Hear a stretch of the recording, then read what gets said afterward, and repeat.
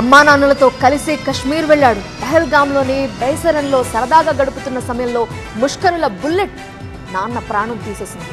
నెల్లూరు జిల్లా కావలికి చెందిన మధుసూదన్ ఇక లేరు అనే విషయాన్ని కొడుకు తట్టుకోలేకపోతున్నాడు. ఆ పిల్లాడి మాటలు వింటే కన్నీళ్లు వచ్చేస్తుంది.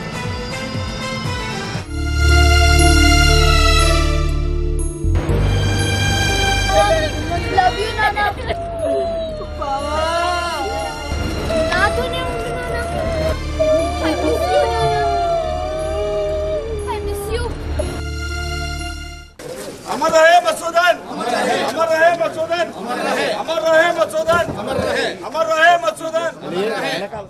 మధుసూదన్ మృతదేహం ఇప్పుడే కావలికి చేరుకుంది. ఇవాళ అంత్యక్రియలు జరగనున్నాయి. బంధువులు స్థానికుల్లో తీవ్ర భావోద్వేగం కనిపిస్తోంది.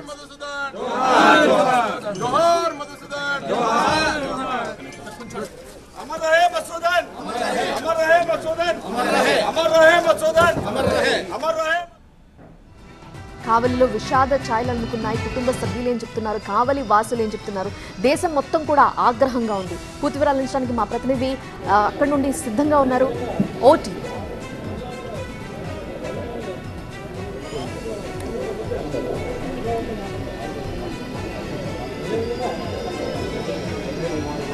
మురళి, ప్రస్తుతం ఏమంటున్నారు కావలి వాసులు? బికాజ్ ఎందుకంటే జస్ట్ చూడడానికి వెళ్లారు, కానీ ఇలాంటి ప్రమాదం వస్తుందని, ప్రాణాలు తీస్తుందని ఎవరూ ఊహించలేని స్థితిలో ఉన్నారు.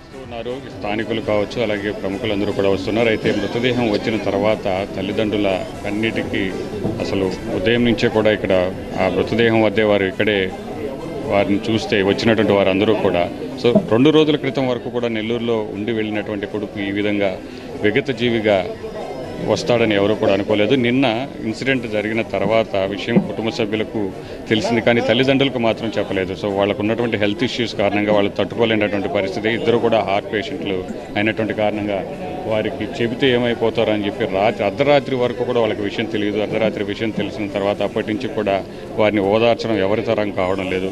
సో ఇప్పటి వరకు కూడా మధుసూదన్ కుమారుడు ఎత్తు ఇక్కడే ఉన్నాడు. సో ఆ ఫోటో పెట్టిన తర్వాత ఇక్కడ మనకు కనబడుతోంది. ఒక ఫోటోని తీసుకొచ్చిన తర్వాత ఆ ఫోటోని చూసి అసలు ఒక క్షణం కూడా నాన్న ముఖం చూసిన తర్వాత ఇక్కడ ఉండలేక సమస్యలపోయిన పరిస్థితి. ఇంటి లోపలికి తీసుకువెళ్ళిపోయారు.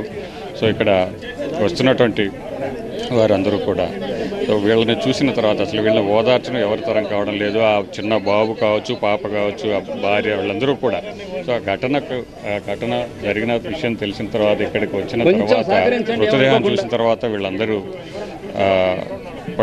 వీళ్ళ పరిస్థితిని చూసిన తర్వాత ఇక్కడికి వచ్చినటువంటి వారందరూ కూడా కుటుంబ సభ్యులు, బంధువులే కాదు, బయట నుంచి వచ్చినటువంటి వారందరూ కూడా కన్నీరు మున్నీరు అవుతున్నటువంటి పరిస్థితి. ఇక్కడ ఆ దృశ్యాలే మనకి ఇక్కడ కనబడుతున్నాయి. ఆ తల్లి రోదన చూస్తే మనకు ఆ దృశ్యాలు. సో వచ్చినటువంటి వారందరూ కూడా ఓదార్చే ప్రయత్నం చేస్తున్నప్పటికీ వారి వల్ల కావడం లేదు. సో ఈ మధ్యాహ్నం 3 గంటలకు అంత్యక్రియలకు ఏర్పాట్లు జరుగుతున్నాయి.